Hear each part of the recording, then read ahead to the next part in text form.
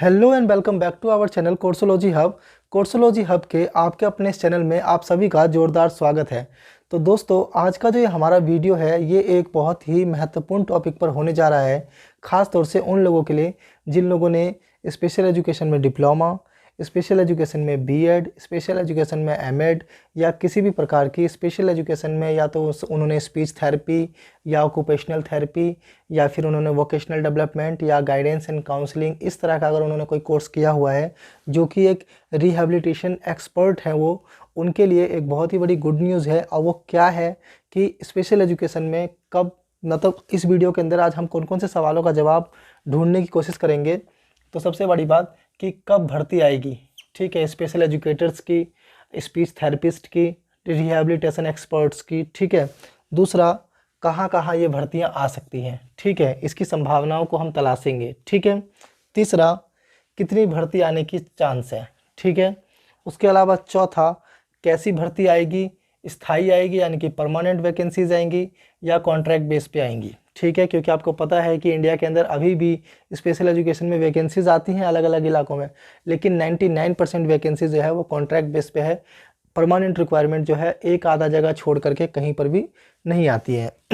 अगर उसके बाद आगे बात की जाए तो RPWD एक्ट जो हमारा 2018 बना था, उसका इस भर्ती पर क्या असर पड़ेगा और इससे क्या प्रभाव देखने को मिलेगा, एक ये इम्पोर्टेंट पॉइंट है। उसके अलावा भारत सरकार बनाम रजनीश कुमार पांडे जो केस का फैसला अभी आया है, जो कि साल 2015-16 से लड़ा जा रहा था और जिसका फैसला अभी हाल फिलहाल में आया है, उस जजमेंट का इन वैकेंसीज़ पे क्या असर पड़ेगा और भारत सरकार कितनी प्रभावशाली है कि इन वैकेंसीज़ को निकालने के लिए।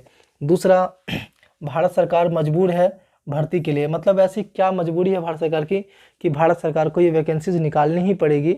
इसके बारे में बताऊंगा अभी कि मैं कहाँ से कौन सा सोर्स ला रहा हूँ और कहाँ कहाँ से आपको मैं ये बातें बताने वाला हूँ दोस्तों, ठीक है। उसके बाद इन वैकेंसीज़ पर सीटेट या फिर अदर जो स्टेट टेट होता है, इसका कोई प्रभाव होगा कि नहीं, मतलब इन वैकेंसीज़ को फिल करने के लिए सीटेट की ज़रूरत होगी कि नहीं, या फिर बिना सीटेट के भी आप इसके लिए एलिजिबल हैं, इसके बारे में भी बात करेंगे। दूसरा, आज जो केंद्रीय मंत्री ने कहा है कि सारे के सारे नवोदय विद्यालय में, उनका ट्वीट आया था, जो हमारे धर्मेंद्र प्रधान जी एजुकेशनल मिनिस्टर हैं, उन्होंने ट्वीट किया था कि सारे के सारे केंद्रीय विद्यालय में और नवोदय विद्यालय के अंदर 3% जो रिजर्वेशन है एडमिशन के अंदर, यानी कि जो बच्चे नॉर्मल जो अगर 100 बच्चों का एडमिशन हो रहा है तो उसमें इनको 4% जो है CWSN को, सॉरी माफ़ करिएगा, 3% नहीं 4%, ठीक है। तो 4% जो है इन बच्चों को यहाँ पर 3% नहीं है 4% है, ठीक है। 4% जो है इन बच्चों को एडमिशन देखने को मिलेगा, ठीक है। तो यानी कि जब CWSN बच्चे, अभी भी आपको पता है कि RTI के द्वारा खुलासा हुआ था तो उसमें पता लगा था कि कितने सारे CWSN जो है केंद्रीय और नवोदय विद्यालय में पढ़ाई कर रहे हैं, लेकिन जब उन्होंने कह दिया कि 4% जो है दाखिला हम हर साल लेंगे ही लेंगे, तो आप सोच सकते हैं कि कितने सारे CWSN की संख्या नवोदय विद्यालय और केंद्रीय विद्यालय में बढ़ेगी। तो इस पॉइंट ऑफ व्यू पे भी बात करेंगे कि कितनी वैकेंसीज आ सकती हैं और क्या चांसेस हैं और इसमें क्या स्कोप है, ठीक है। अब यहाँ पर आपने देख ही लिया होगा कि खुलने वाला है विशेष शिक्षक भर्ती का पिटारा, ठीक है। और मैंने जो ये डिजिट लिखा है, 1 लाख से प्लस से ज़्यादा भर्ती आने की संभावना है आने वाले सालों में। तो इन सब चीज़ों के बारे में इस वीडियो के अंदर आज हम डिटेल से बात करेंगे और क्या क्या डेटा है हमारे पास जिसके बिहाफ पर हम बात करेंगे। सबसे पहले दोस्तों, हम इसके अंदर भारत सरकार और रजनीश कुमार पांडे, ठीक है, ये जो केस है, ठीक है, वेरी इंपॉर्टेंट केस है कि भारत सरकार और रजनीश कुमार पांडे वाला जो केस है, इस केस में क्या जजमेंट आई है, कोर्ट ने क्या फैसला दिया है, इस फैसले का इस वैकेंसी पर क्या असर पड़ेगा और कब तक राज्य सरकारें और केंद्र सरकार मजबूर हो जाएंगी कि ये वैकेंसी उनको निकालनी ही पड़ेंगी, ठीक है, इसके बारे में बात करेंगे, पहला पॉइंट।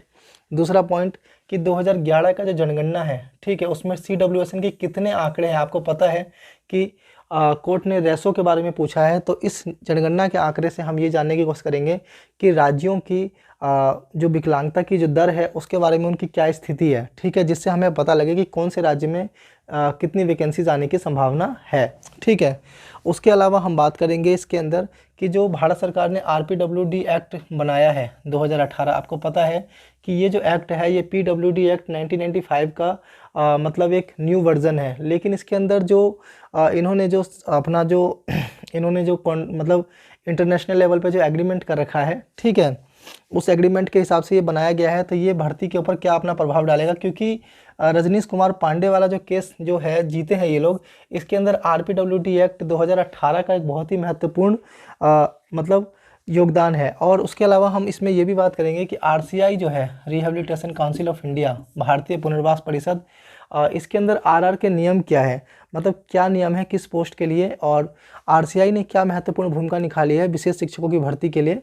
तो इन सारे पहलुओं पर हम एक अच्छा खासा डिस्कशन करने वाले हैं, और ये वीडियो काफ़ी लंबी भी बनने वाली है। तो जो लोग ये सोचते हैं कि हमें शॉर्ट में कुछ मिल जाएगा जानने को, तो वो लोग तो फिर वीडियो को ना ही देखें, क्योंकि शॉर्ट में कुछ मैं बताने वाला नहीं हूँ। मैं इसके अंदर आपको अच्छे तरीके से रजनीश कुमार पांडे वाले केस के बारे में जो की पॉइंट्स हैं वो बताऊँगा। उसके अलावा KVS में, NVS में, पंजाब में, UP में और अदर स्टेट में कहाँ कहाँ वैकेंसीज आने वाली है ये बताऊंगा। उसके अलावा जनगणना के आंकड़ों के हिसाब से हम रेशो निकालेंगे कि कितने टीचर की लगभग वैकेंसीज़ की संभावना है, ठीक है। और ये भी जानने की कोशिश करेंगे कि कहाँ तक ये वैकेंसीज़ आ सकती हैं, और सीटेट मैंडेटरी होगा या बिना सीटेट के भी वैकेंसीज़ आएंगी, ठीक है, इनके बारे में भी जानेंगे। तो ओवरऑल आपने सारी चीज़ें देख ली हैं, तो चलिए फिर हम लोग कुछ डॉक्यूमेंट के साथ इस चीज़ की शुरुआत करते हैं और धीरे धीरे करके इसको समझना स्टार्ट करते हैं। तो दोस्तों सबसे पहले हम लोग इस केस को देखेंगे। ये honourable supreme court of India के द्वारा जो जजमेंट आया है सिविल मामलों के अंदर, ये रिट पेटिशन जो है 132 ऑफ 2016 यानी कि 132 ऑफ 2016 में, इसमें पेटिशनर कौन थे, रजनीश कुमार पांडे वर्सेस भारत सरकार, यूनियन ऑफ इंडिया के वर्सेस एक केस हुआ था और जजमेंट आया है इसके अंदर। और इस केस को लड़ा था जो AM खानविलकर हैं, ये इन्होंने केस लड़ा था इस केस को। सबसे पहले हम इसकी कुछ मुख्य बातों को पढ़ लेते हैं और धीरे धीरे करके हम इसके अंदर जो मेन बिंदु हैं उनको देखेंगे और जानेंगे कि इस केस के मतलब इस केस से ऐसा क्या हुआ है जिसके कारण जो है स्पेशल एजुकेशन की जॉब आने की अपॉर्चुनिटी बहुत ज़्यादा बढ़ गई है और 100% की उसके अंदर जॉब आने वाले समय में परमानेंट मोड में आनी है। तो सबसे पहले देखते हैं, इसको पढ़ते हैं। लिखा है दिस पेटिशंस अंडर आर्टिकल 32, ठीक है। तो सबसे पहले आपको ये जान लेना चाहिए कि आर्टिकल 32 क्या कहता है। आर्टिकल 32 कहता है कि सभी को समानता है रोजगार प्राप्त करने की और शिक्षा पाने की, यानी कि ये समानता की बात करता है आर्टिकल 32, ठीक है। उसी को आधार बना करके ये केस किया गया है।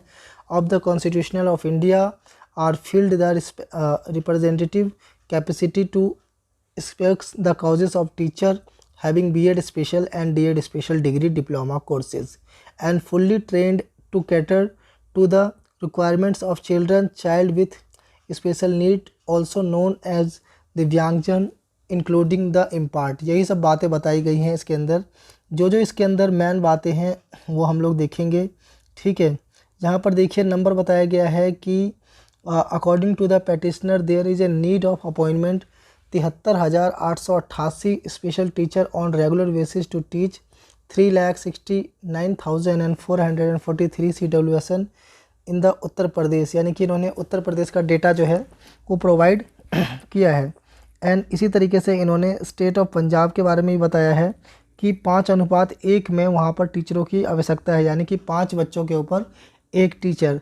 तो इसी से आप अंदाज़ा लगा सकते हैं। और मैं इस वीडियो के अंदर आपको जो 2011 का सेंसस है वो भी दिखाऊंगा। और आपको पता है कि हर 10 साल में सेंसस बदल जाते हैं, ठीक है। यानी कि 2021 में आना था लेकिन ड्यू टू कोविड वो आ नहीं पाया है अभी तक, ठीक है। लेकिन जब भी आएगा तो आप उस आंकड़े में समझ सकते हैं कि कितनी ज़्यादा वृद्धि होकर के आपको देखने को मिलेगा, ठीक है।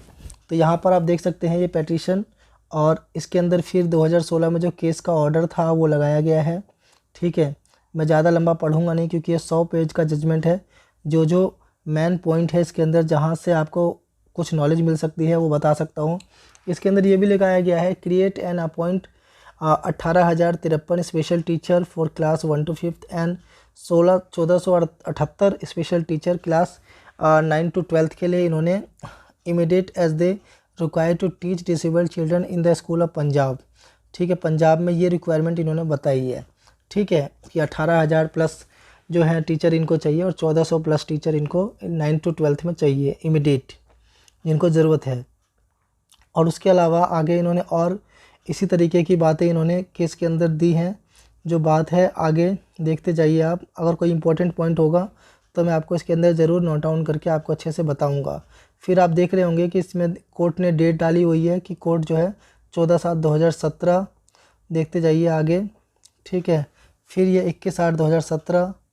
ये केस देखिए 18/9/2017 किस तरह से डेट पे डेट पड़ती गई है। और इसके अंदर आप देख भी रहे होंगे कि डेट पे डेट और इसकी अपॉइंटमेंट होती गई है आगे, ठीक है। ये देख रहे होंगे आप कि ये आप देख रहे होंगे कि इन्होंने जो है जिस केस के अंदर इन्होंने चार्ट दिया है कि यूपी के अंदर की कंडीशन दी गई है कि विजुअली इम्पेयर्ड स्कूल मेरठ की क्या कंडीशन है, ठीक है, वहाँ पर टीचरों का क्या रेशियो है। फिर उसके बाद सहारनपुर का दिया गया है, फिर उसके बाद बरेली का दिया गया है, ठीक है, काफ़ी मजबूत केस लड़ा गया है। आगरा का दिया गया है। उसके बाद इस तरीके से पूरे केस की जजमेंट जो है इसके अंदर दी गई है, अच्छे तरीके से बताया गया है। और जाहिर सी बात है कि जब भी कोई केस होता है तो उसके अंदर सारे आंकड़े, सारे डेटा देना बहुत ज़्यादा इंपॉर्टेंट हो जाता है, ताकि कोर्ट को समझ में आ पाए कि एक्चुअल में बच्चों को कितनी नीड है स्पेशल एजुकेशन की, और गवर्नमेंट ने किस तरीके से इस फील्ड का मजाक बना के रख दिया है, ठीक है, और इन बच्चों का भी किस तरह से मजाक बना के रख दिया है, ठीक है। ये देखते जाइए आप। और इसके अंदर अभी देखते हैं आगे, मैं आपको बताऊंगा कि इन्होंने जो जो डेफिनेशन दे रखी है कि एज़ पर द जो RPWD एक्ट 2018 है, उसके अंदर कौन सी कैटेगरी के कौन सी डिसेबिलिटी का क्या क्राइटेरिया है। देखते हैं 70 जो हेयरिंग इम्पेयर का है, लोकोमोटर का है, मेंटल रिटार्डेशन का है, इसी तरीके से सारे का दिया हुआ है, ठीक है। ये लगाना पड़ता है ताकि एक जब जजमेंट आता है तो सारे एस्पेक्ट पे बिल्कुल खड़ा होना चाहिए दोस्तों, ठीक है। अभी इसके अंदर यही सारी बातें दी हुई हैं, ठीक है। मैं आपको एकदम लास्ट में लेके चलता हूँ। जो लास्ट में सबसे महत्वपूर्ण पॉइंट है इसका, वो मैं आपको दिखाने की कोशिश करता हूँ, क्योंकि वो हमारे काम की है। बाकी चीज़ें तो आप जजमेंट की कॉपी मैं नीचे आपको कमेंट सेक्शन में डाल दूँगा, तो आप वहाँ भी जा कर के देख सकते हैं कंप्लीट जजमेंट अगर किसी को पढ़ना हो। लेकिन जो हमारे काम की चीज़ है वो हम यहाँ पर देख लेते हैं, ठीक है। जो देखने हमारे बच्चे आए भी होंगे, ठीक है, तो वो चीज़ें हमें देखना बहुत ज़्यादा इम्पोर्टेंट हो जाता है। और हम चाहते हैं कि हम सटीक, ऑथेंटिक और इसका क्या असर हुआ है इस केस का, ये भी मैं आपको दिखाऊंगा, ठीक है, कि इसका क्या असर हुआ है। और एक ये टेबल देखना बहुत ज़रूरी है कि state wise number of special educators, कि कहाँ पर कितने स्पेशल एजुकेटर्स अभी जो है RCI के नॉर्म्स में रजिस्टर्ड हैं। मैं धीरे धीरे इसको स्क्रॉल कर रहा हूँ, आप लोग देखते रहिए, ठीक है। और आप देख पाएंगे कि कितने स्पेशल एजुकेटर जो हैं वो अभी रजिस्टर्ड हैं पूरे देश में। और लेकिन वैकेंसीज़ के नाम पे ज़ीरो और कहीं कुछ दिखाई नहीं देता है, ठीक है। देखिए आप कितनी सीटें इसके हिसाब से कम होनी चाहिए इंडिया लेवल पे। उसके बाद सबसे लास्ट में लेके चलता हूँ, जो ये जजमेंट की लाइन इन्होंने रख रखी है, लिखा है we also issue the notice to the secretary of department of empowerment of person with disabilities, ministry of social justice and empowerment of secretary, ministry of education, both government of India, New Delhi, returnable in the first week of March 2022। जी हाँ, first week of March 2022 में जो chief disability commissioner हैं उनसे और ministry of social justice और education department से उन्होंने अपना प्लान बोला है बताने के लिए। They are also expected to take necessary corrective and remedial step in the light of the decision to the extent applicable, including to issue direction to all the concerned reporting complaints, ठीक है। AM Khanvelkar, Dinesh Maheshwari और CT Ravi Kumar, इन्होंने ये case किया था और ये judgement आई है अभी नई दिल्ली अक्टूबर 2021 की। ये जजमेंट आप देख रहे होंगे, यानी कि हम सबको मार्च 2022 तक देखना पड़ेगा कि इसका क्या आता है। अब मैं आपको कुछ नोटिस दिखाने वाला हूँ, जिन नोटिसों के माध्यम से आपको पता लगेगा कि इस केस के कारण जो डिपार्टमेंट पे असर पड़ा है उसका क्या असर पड़ा है, वो भी मैं आपको दिखाता हूँ। सबसे पहले आप ये राजस्थान सरकार का नोटिस देख सकते हैं। ये जो अभी रजनीश कुमार पांडे वर्सेस भारत सरकार का केस हुआ है, उसी में राजस्थान का जो चीफ डिसेबिलिटी कमिश्नर है उन्होंने अपना ऑर्डर जारी किया है। देख सकते हैं, राजस्थान सरकार न्यायालय आयुक्त विशेष योगीजन सामाजिक न्याय और अधिकारिता मंत्रालय, इन्होंने अपना नोटिस जारी किया है। और ये नोटिस जो है ये 25/11 को जारी हुआ है। देख सकते हैं आप, अक्टूबर के महीने में आया था 10वें महीने में, और 11वें महीने से अब नोटिस आने स्टार्ट हो गए हैं। और यहाँ पर साफ लिखा हुआ है कि यह माननीय सर्वोच्च न्यायालय के समक्ष दिव्यांगजन अधिकार अधिनियम 2016 की धारा 16, 17 और 31 याद रखिएगा के प्रावधानों तथा निःशुल्क अनिवार्य बाल शिक्षा अधिकार अधिनियम 2009 के प्रावधानों में क्रियान्वयन संबंधी रिट याचिका सिविल संख्या 132 2016 रजनीश कुमार पांडे एवं अन्य बनाम यूनियन ऑफ इंडिया में अन्य संबंध रिट याचिका श्री कृष्ण गोयल बनाम यूनियन ऑफ इंडिया अन्य आदेश 28/10/2021 प्रतिलंग संलग्न है। ठीक है, और ये रिट याचिका जो है इसमें लिखा हुआ है कि आवश्यकता वाले बच्चों की समावेशी शिक्षा का संबोधन करने के लिए स्कूल बनाने के लिए सभी प्राइमरी, अपर प्राइमरी, सेकेंडरी और सीनियर सेकेंडरी विद्यालयों में विशेष शिक्षकों की नियुक्ति के संबंध में पारित आदेश दिनांक 28/10/2021 को प्रभावी और अंशदायी निम्नलिखित बनाता है। आप देख सकते हैं जजमेंट की कॉपी भी जोड़ी गई है यहाँ पर। ठीक है, और साफ साफ लिखा हुआ है इसके अंदर, साफ साफ शब्दों में लिखा है कि प्राइमरी, अपर प्राइमरी, सेकेंडरी और सीनियर सेकेंडरी लेवल पर विशेष शिक्षकों की नियुक्ति के संबंध में। ठीक है, इस लाइन पे विशेष गौर कीजिएगा। और आदेश कब आया है? 28/10/2021 को। ठीक है, ये देख सकते हैं चीफ डिसेबिलिटी कमिश्नर का ऑर्डर है, कोई छोटा मोटा ऑर्डर नहीं है, सुप्रीम कोर्ट की 5 बेंच का ऑर्डर है और इसके अंदर सारी डिटेल इन्होंने अच्छे से लिखा है। ठीक है, और इन्होंने क्या लिखा है लास्ट में? लिखित तथा कथित नोटिस के निर्गत होने के 3 सप्ताह के अंदर विलंबवत 15/12/2021 तक दाखिल करें। इस संबंध में आप यथावश्यक अतिरिक्त तथ्य भी उपलब्ध करा सकते हैं। ठीक है, मतलब 15/12 तक उनसे मांगा गया है और कोर्ट ने इनसे मार्च 2022 तक सारी डिटेल मांगी है। नीचे लिखा हुआ है समित शर्मा IAS राज्य आयुक्त। ठीक है, तो आपने ये नोटिस देख लिया और ये पूर्व में दिया गया नोटिस है, इसकी भी कॉपी इन लोगों ने यहाँ पर लगा रखी है। ठीक है, तो मैं आपको अब कुछ और स्टेटों का भी दिखाता हूँ ताकि आपको और क्लियर हो सके। दोस्तों, तेलंगाना गवर्नमेंट का देख सकते हैं, office of the state commissioner for right of person with disability, Telangana government का ऑर्डर है ये, 10/11/2021 को आया है। और इसमें भी उन्होंने यही कहा है कि रिट पिटीशन के बारे में 132/16 के बारे में बताया गया है, Rajneesh Kumar Pandey versus other India case के बारे में बताया गया है। और सेम यही बातें इसके अंदर कही गई हैं कि इनके लिए पोजीशन और accurate number of special educator, barrier special and general schools के बारे में सिस्टम को डेवलप करने के ऑर्डर्स इसमें दिए गए हैं। सेम ऑर्डर है, खाली भाषा में थोड़ा सा परिवर्तन हो सकता है और सारी बातें उन्होंने यही बोला है कि या तो ये पोस्ट बने within 6 months from the date of orders before the concernment और एकेडमिक ईयर 2022-23 से पहले। ठीक है, ये सारी बातें इसके अंदर बहुत डिटेल से अच्छे तरीके से कही गई हैं। ठीक है, और मैं ज़्यादा टाइम ना लेते हुए सिर्फ आपको ऑर्डर की कॉपी एक बार स्क्रॉल करके दिखा रहा हूँ। स्टेट कमिश्नर के साइन है, आप देख सकते हैं, और सुप्रीम कोर्ट की कॉपी लगी हुई है इसके साथ में। ये आप उत्तर प्रदेश का देख रहे हैं, न्यायालय राज्य आयुक्त उत्तर प्रदेश, और यहाँ पे आप सारी डिटेल देख रहे हैं। 3 नवंबर 2021 का ऑर्डर है। ठीक है, और ये सारे डिपार्टमेंट को भेजा गया है, अपर सचिव बेसिक शिक्षा को, माध्यमिक शिक्षा को, समाज कल्याण विभाग को, अल्पसंख्यक कल्याण विभाग को, दिव्यांगजन सशक्तिकरण को, बेसिक शिक्षा उत्तर प्रदेश, माध्यमिक शिक्षा, इस तरीके से सारे डिपार्टमेंट को भेजा गया है। और ये देख सकते हैं यही बातें सारी की लिखी हुई हैं इसके अंदर। ठीक है, और विशेष शिक्षकों की नियुक्ति के संबंध में पारित आदेश 28/10/2021 को प्रभावी अंश निम्नवत। ठीक है, यही सारी बातें इसके अंदर डिटेल वेज लिखी गई हैं। ठीक है, और गवर्नमेंट को मानना ही पड़ेगा। हेमंत राव IAS राज्य आयुक्त, इन्होंने ये लेटर भेज दिया है। ठीक है, देख सकते हैं आप, और इसके अंदर लिखा भी हुआ है कि 30/11/2021 तक दाखिल करें। ठीक है, और इस संबंध में यथावश्यक अतिरिक्त तथ्य भी उपलब्ध करा सकते हैं। सेम आदेश है, बस अलग अलग राज्य आयुक्तों ने अपने अपने ऑर्डर्स निकाल दिए हैं। हेमंत राव जो हैं वहाँ के चीफ डिसेबिलिटी कमिश्नर है उत्तर प्रदेश के, उन्होंने ऑर्डर जारी कर दिए हैं।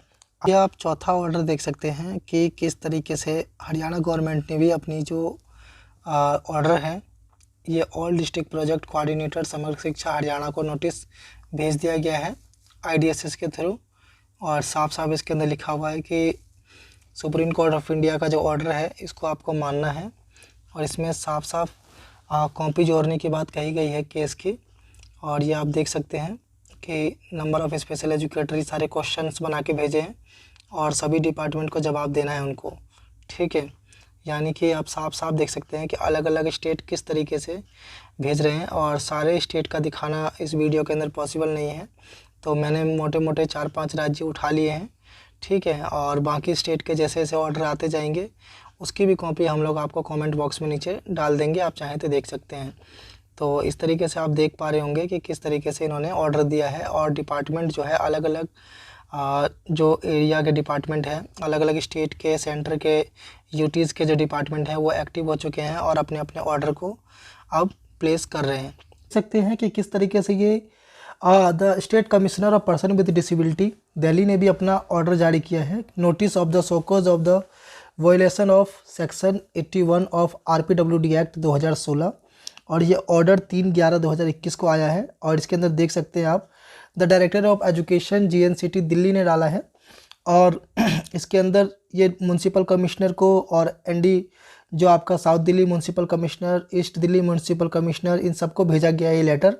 और लेटर में ये जो भेजने वाले हैं ये कौन है, द चीफ एग्जीक्यूटिव ऑफिसर और सदर बाज़ार कंटेनमेंट बोर्ड, ठीक है, ये भेजा गया है। और ये कॉपी पढ़ने का कोई फ़ायदा नहीं है, सेम वही चीज़ें लिखी हुई हैं एज़ टू कॉपी पेस्ट, कि किस तरीके से उन लोगों ने राजस्थान सरकार, तेलंगाना सरकार, उसके अलावा हरियाणा सरकार, दिल्ली सरकार, उत्तर प्रदेश सरकार, अलग अलग जो कंपोनेंट अथॉरिटीज़ हैं वो अपनी अपनी जो चीज़ें हैं, रेशमा परवीन केस का भी इसके अंदर जिक्र किया है, रजनीश पांडे केस का भी जिक्र किया है। और इसमें साफ साफ लिखा हुआ है कि 6 मंथ या 2022-23 का जो अर्लियर होगा ये होना चाहिए। दिल्ली गवर्नमेंट के चीफ डिसेबिलिटी कमिश्नर का ऑर्डर है, यहाँ पे देख सकते हैं आप, कोर्ट का ऑर्डर साफ दिख रहा है इसके अंदर।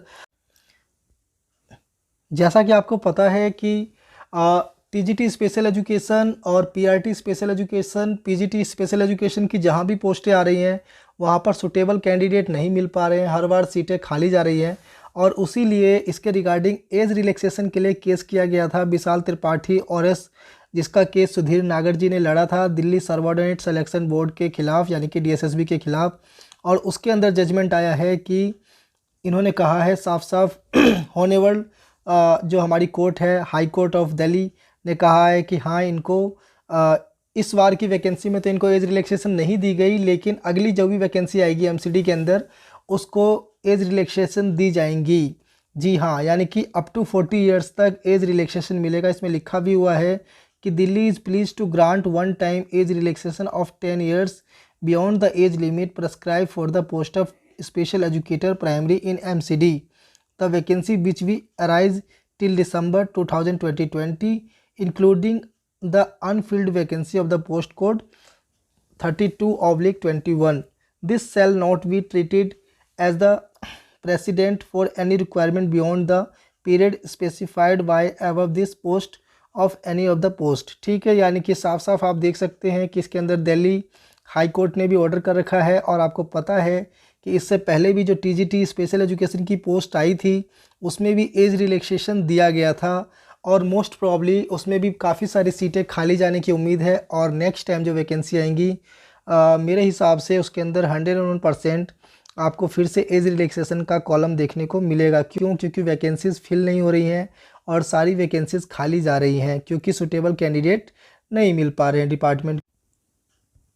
तो सबसे पहले आप लोग ये न्यूज़ देखिए कि KVS यानी कि Kendriya Vidyalaya Sangathan and JNVS means Jawahar Navodaya Vidyalaya Sangathan required to reserve 3% seats for disabled students Pradhan on day 1 of parliament winter session, यानी कि 3% सीट की घोषणा धर्मेंद्र प्रधान जी ने की है पार्लियामेंटर विंटर सेशन यानी कि शीतकालीन सत्र में, कि अब प्रत्येक विद्यालय में ये सुनिश्चित किया जाएगा कि 3% सीट जो है नवोदय विद्यालय में और JNV विद्यालय में होंगी।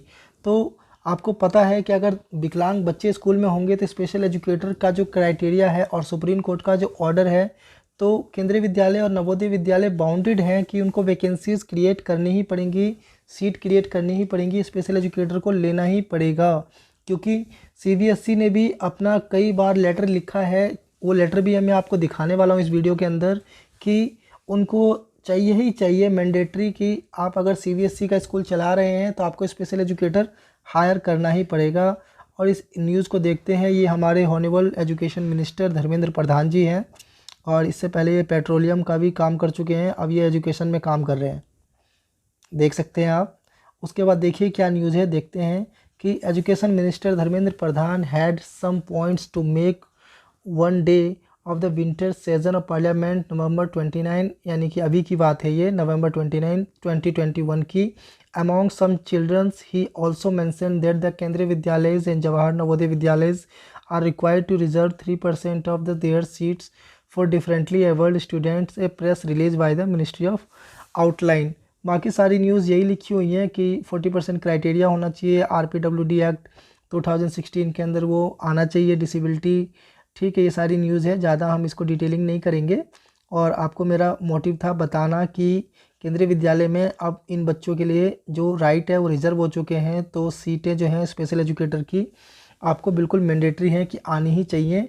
और अब मैं आपको CBSE का वो लेटर दिखाता हूँ जिसके अंदर उन्होंने ऑर्डर कर रखा है दोस्तों।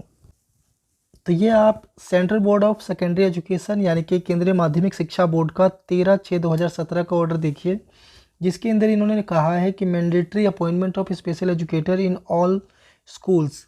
और उसके अंदर देखिए साफ इन्होंने लिखा है कि this is the continuation of CBSE circular, और ये सर्कुलर नंबर है 25/6/2015 as per the rule of 13.A affiliation by the laws of the board in which direction was issued to all the affiliated school to mandatory appoint special educators to ensure quality education for all children including children with needs, special needs, as per section 3, section 8C and 9C of the Right of Education Act 2009 to facilitate effects to meaningful inclusion of children with disabilities। पूरा नहीं पढ़ता मैं, और आपको दिखा देता हूँ। Jayaprakash Chaturvedi deputy secretary ने ये ऑर्डर किए हुए हैं, और देखिए कहाँ कहाँ ये कॉपियाँ गई हैं। All the principals of the school affiliated to the CBSE, all the managers of the private unaided schools affiliated to the CBSE। यानी कि आपको पता भी होना चाहिए कि केंद्रीय विद्यालय संगठन जो है वो आता है CBSE के अंतर्गत ही आता है। और देखिए यहाँ पर कहाँ कहाँ ये लेटर गए हुए हैं, और आपको दिख रहा होगा सारा का सारा कौन कौन से स्कूल में गए हैं। देखिए द कमिश्नर ऑफ केंद्रीय विद्यालय संगठन, इनके पास पहले ही ये जा चुका है। और आपको पता है कि केंद्रीय विद्यालय संगठन में अभी कॉन्ट्रैक्ट बेस के ऊपर स्पेशल एजुकेटर रखे जा रहे हैं, लेकिन क्योंकि अब कोर्ट का ऑर्डर है। और देखिए कमिश्नर ऑफ नवोदय विद्यालय संगठन, उसके बाद तिब्बतियन स्कूल एडमिनिस्ट्रेशन, उनके पास जाता है EO टू चेयरमैन CBSE, और सारे स्कूल के नाम यहाँ पे लिखे हुए हैं, जॉइंट सेक्रेटरी और जितने भी हैं सबको ये लेटर गया हुआ है दोस्तों। और नवोदय विद्यालय केंद्रीय विद्यालय में अभी कॉन्ट्रैक्ट बेस पे लोगों को रखा जा रहा था काफ़ी सालों से, जिसमें कि स्पेशल एजुकेटर का भी शोषण हो रहा था और वो बच्चों को भी अलग से टीचिंग नहीं दे पा रहे थे। लेकिन कोर्ट ने जो फैसला दिया है, अब ये बिल्कुल बाध्य हो चुके हैं वैकेंसीज निकालने के लिए। अब मैं आपको केंद्रीय विद्यालय वाला वो नोटिस दिखाता हूँ जिसके अंदर इन्होंने अपना जवाब दिया है कि, तो ये आप देख सकते हैं कि केंद्रीय विद्यालय संगठन का ये RTI लगाया गया था, उसका जवाब आया है, रिप्लाई टू ग्रीवेंस नंबर लिखा हुआ है। और इसके अंदर आप साफ देख सकते हैं कि किस तरीके से इसके अंदर रिप्लाई आया है। ये 9/2021 को आया है, 29/9/2021 को। और इस रिप्लाई में साफ लिखा हुआ है कि कितना, मतलब लिखा है द डिफरेंस, ये number permanent post of special educator केंद्रीय विद्यालय। ठीक है, क्रिएशन के बारे में लिखा था, और इसके बारे में इन्होंने साफ लिखा है कि कॉन्ट्रेक्चुअल बेसिस पे है, और अभी केंद्रीय विद्यालय के अंदर और परमानेंट जो पोस्ट है अभी कोई भी क्रिएट नहीं की गई है इसके अंदर, यही बताया गया इसके अंदर। तो ये गवर्नमेंट ऑफ इंडिया का सेंसस है 2011 का, और अगला सेंसस 2021 में आना था, लेकिन किसी दुर्भाग्यवश कोरोना के कारण वो अभी आ नहीं पाया। लेकिन 2022-23 में उसकी आने की संभावना है। लेकिन फ़िलहाल हम 2011 की जनगणना के हिसाब से, और ख़ास तौर से ये लिखा भी हुआ है डिसेबिलिटी के ऊपर ये सेंसस है पूरा। और नॉर्मल जनगणना भी 2011 में हुई थी, और डिसेबिलिटी के पॉइंट ऑफ व्यू से भी ये जनगणना हुई थी। और इसमें हम मुख्य डाटा को जानने की कोशिश करेंगे ताकि हमको पता लग पाए कि कितनी पॉपुलेशन है इंडिया के अंदर, और उसके हिसाब से कितनी वैकेंसीज आने के चांसेस है। ये देख सकते हैं इसके अंदर सारी की सारी डिस्क्रिप्शन लिखी हुई है, लेकिन पूरा सेंसस मैं ना आपको दिखा सकता हूँ, और वीडियो काफ़ी बड़ी हो जाएगी, और ऑलरेडी वीडियो काफ़ी बड़ी हो चुकी है। तो इसीलिए मैं ज़्यादा पॉइंट्स ना दिखाते हुए, ठीक है, आपको मेन पॉइंट्स दिखाता हूँ। और इसकी कॉपीज़ मैं नीचे कमेंट सेक्शन में अपलोड करवा दूँगा, ताकि आप अगर आपको डिटेल से देखनी हो तो आप वहाँ पर जा कर के भी इसको देख सकते हैं दोस्तों। ठीक है, और ये आंकड़े देखिए, लिखा हुआ है disabled population bye sex residence India 2001 से लेके 11 तक का, कि टोटल पर्सन है जो लिखा है disabled population of sex residence in India. तो आप ये आंकड़े देख सकते हैं और ख़ुद अंदाज़ा लगा सकते हैं कि कितने लार्ज स्केल पर अगर गवर्नमेंट ऑफ इंडिया इसको मानती है और इम्प्लीमेंट करती है तो कितने लार्ज स्केल पर वैकेंसीज़ क्रिएट हो सकती हैं। नॉट इवन वैकेंसीज़ बल्कि आने वाले समय में भी कितनी वैकेंसीज़ क्रिएट हो सकती हैं देख सकते हैं। मैं टेबल को पढ़ूंगा नहीं, सिर्फ दिखाऊंगा आपको ताकि आप खुद देख करके इसका अंदाज़ा लगा सकें। ये देख सकते हैं सारा डेटा दिया हुआ है, ठीक है, ये आपने देख लिया। इसके अलावा जो इसके अंदर आपको मैंने बताया था कि सीटेट वैलिड, सीटेट मैंडेटरी होगा कि नहीं होगा, मैं उन साथियों को इसी स्लाइड को स्क्रॉल करते हुए बता देना चाहता हूँ। इसके अंदर आप देख सकते हैं मेंटल रिटार्डेशन में आप देख सकते हैं दर। उसके अलावा अगर आप सबसे ज़्यादा देखें तो आपको देखने और सुनने वाले जो लोग हैं उनकी संख्या आपको ज़्यादा मिलेगी, और उसके बाद मूवमेंट वाले लोगों की संख्या ज़्यादा है, तो देख सकते हैं आप। हाँ, तो हम सीटेट की बात कर रहे थे, तो सीटेट के अंदर ये डिपेंड करता है इंस्टीट्यूशंस के ऊपर, जैसे केवीएस है, एनवीएस है, डीएसएसबी है और एईईएस वगैरह है, तो ये सीटेट को मांगते हैं, ठीक है। लेकिन इसके अलावा जो संस्थाएं हैं जैसे कि एनआईएमएच, एनआईवीएच या कई सारी ऐसे हॉस्पिटल्स वगैरह हैं, उनको सीटेट की रिक्वायरमेंट नहीं होती है। तो ये इंस्टीट्यूशन टू इंस्टीट्यूशन वेरी करता है कि कौन सीटेट मांग रहा है या टेट मांग रहा है और कौन नहीं मांग रहा है। तो ये संस्था के हिसाब से वेरी करेगा कि कौन सा इंस्टीट्यूशन जो है वो सीटेट को मांग रहा है और कौन सा इंस्टीट्यूशन सीटेट को नहीं मांग रहा है। बाकी मैंने आपको ये चार्ट दिखा दिया है दोस्तों, और इस चार्ट के हिसाब से आप अंदाज़ा लगा सकते हैं कि कितनी वैकेंसीज आने की संभावना है। तो काफ़ी आपको डेटा काफ़ी मिल गया होगा, और भी मैं स्क्रॉल करके आपको दिखा देता हूँ, और इसकी कंप्लीट पीडीएफ मैं नीचे कमेंट सेक्शन में डाल दूँगा ताकि आप उसको देख सकें। तो चलिए फिर आगे देखते हैं और कुछ इम्पोर्टेंट पॉइंट।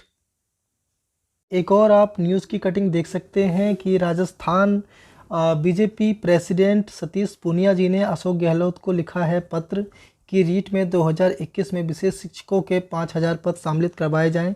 यानी कि ना केवल ये बच्चों की डिमांड है बल्कि ये एक पॉलिटिकल मुद्दा भी बन चुका है, और अब ये एक मेन स्ट्रीम लाइन पॉलिटिक्स हो चुकी है। और इन सब चीज़ों से आप समझ सकते हैं कि इस क्षेत्र में अब कितनी गंभीरता से पॉलिटिकल पार्टियां भी अपना इंटरेस्ट शो कर रही हैं। ये आप देख सकते हैं राजस्थान की न्यूज़ है, और इसके अंदर लिखा हुआ है विशेष शिक्षकों के हज़ारों पद रिक्त, पदों को भरने की मांग जल्द हो सकती है पूरी, ठीक है। और सादुलपुर निरसब, और इसके अंदर साफ साफ लिखा हुआ है कि इसके अंदर इस संबंध में न्यायालय आयुक्त विशेष योगीजन ने संज्ञान लेते हुए निदेशालय संबंधित विभाग से जवाब तलब किया है, ठीक है। और ये आप देख सकते हैं किस तरीके से राजस्थान के बच्चे जो हैं उन्होंने डिमांड कर रखी है कि जल्द से जल्द इस विशेष शिक्षकों का जो पद है उसको निकाला जाए। और ये आप देख सकते हैं कि बच्चे जो हैं देखिए किस तरीके से बैठे हुए हैं। राजस्थान की जो कांग्रेस की गवर्नमेंट है उसके खिलाफ धरना प्रदर्शन चल रहा है, और उन्होंने एक ही मांग रखी हुई है कि जो honourable supreme court of India ने ऑर्डर दिया है उस ऑर्डर के तहत फटाफट से रीट परीक्षा के माध्यम से कम 5000 पद निकाले जाएं। और गवर्नमेंट बहुत ज़्यादा प्रेशर में है, और इस बात की 100% संभावना है ना केवल राजस्थान में बल्कि पूरे इंडिया में हज़ारों पोस्ट आने वाली हैं। 2022 में आपको हज़ारों की संख्या में स्पेशल एजुकेटर की पोस्ट देखने को मिलेंगी। देखते हैं दैनिक जागरण की न्यूज़ है ये 24 नवंबर 2021 की। लिखा हुआ है प्राथमिक स्तर पर भी अब दिव्यांग छात्रों को मिल सकेंगे विशेष शिक्षक। और इसके अंदर आपको बताया ही था कि चीफ डिसेबिलिटी कमिश्नर दिल्ली ने जो ऑर्डर जारी किया था उसी का इम्पैक्ट देखने को मिला है कि पहले डायरेक्टरेट ऑफ एजुकेशन के अंदर जो है दोस्तों सिर्फ टीजीटी और पीजीटी स्पेशल एजुकेशन होते थे, लेकिन पीआरटी स्पेशल एजुकेशन टीचर नहीं होते थे। अब उन्होंने भी पीआरटी के लगभग 450 पद सृजित कर दिए, यानी कि क्रिएट कर दिए हैं। 450 पोस्ट क्रिएट कर चुके हैं वो लोग, और 600 पद जो हैं पीजीटी लेवल पर शिक्षकों के अभी पद सृजित किए जाएं, इसकी डिमांड कर रहे हैं। कौन? शमसुद्दीन महासचिव हैं मॉडर्न इंडियन लैंग्वेज अध्यापक परिवार मिलाप के, ठीक है। इन्होंने 600 पद और क्रिएट करने की डिमांड रखी है गवर्नमेंट के सामने, लेकिन अभी फ़िलहाल 450 पद जो हैं ये विशेष शिक्षकों के क्रिएट कर दिए हैं।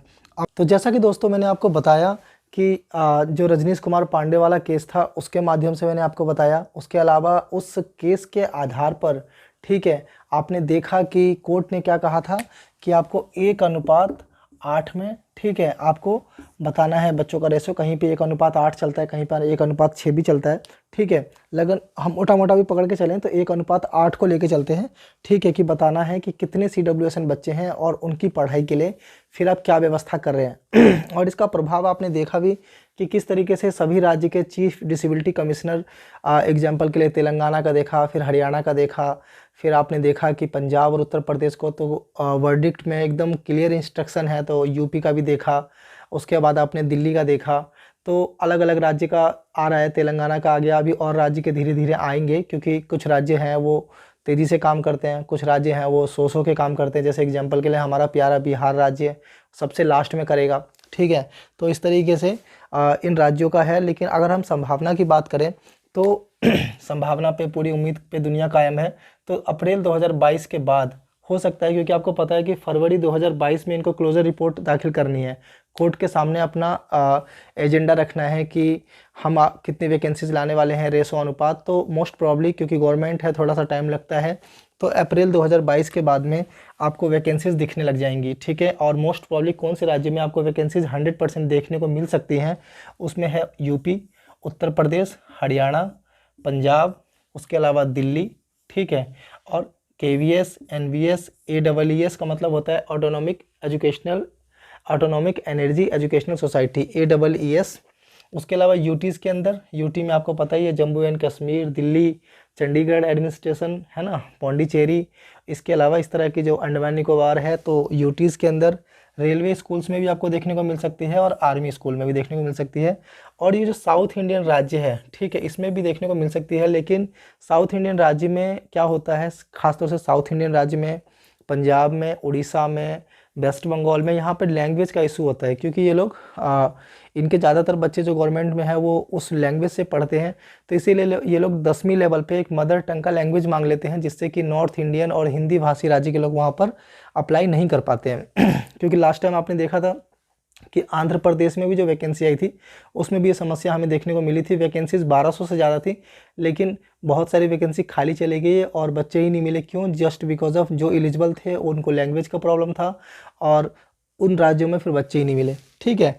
तो मोस्ट प्रॉब्ली अप्रैल 2022 के बाद आपको गुड न्यूज़ देखने को मिल सकती है और वैकेंसीज इतनी ज़्यादा आएंगी जिसकी कोई कल्पना नहीं हो सकती। और आने वाले 10 सालों में भी वो पूरी वैकेंसीज फुलफिल होने की बहुत कम संभावना है। आई होप कि हमारे द्वारा बनाया गया ये वीडियो और जितने भी डॉक्यूमेंट मैंने इसके अंदर दिखाए आपको वो काफ़ी अच्छे लगे होंगे और आपको पसंद आया होगा। तो इसी तरह के वैल्यूबल इन्फॉर्मेशन को पाने के लिए स्पेशल एजुकेशन और ऑल एजुकेशनल जॉब वैकेंसीज़ और एजुकेशनल एक्टिविटी, एजुकेशनल वीडियोस, ठीक है, और जितने भी प्रकार की इंपॉर्टेंट वीडियोस होती हैं एजुकेशन से रिलेटेड, वो वीडियो पाने के लिए हमारे चैनल को सब्सक्राइब कर लें। बेल आइकन को दबाना ना भूलें ताकि हमारी हर लेटेस्ट वीडियो की नोटिफिकेशन आपको टाइम से मिलती रहे, ठीक है। और आई होप कि आपको पसंद आया होगा, तो चैनल को सब्सक्राइब करना बिल्कुल ना भूलें। तो चलिए फिर मिलते हैं आपसे नेक्स्ट वीडियो में। अभी के लिए मुझे अलविदा कीजिए। तो बाय बाय, मिलते हैं नेक्स्ट वीडियो में।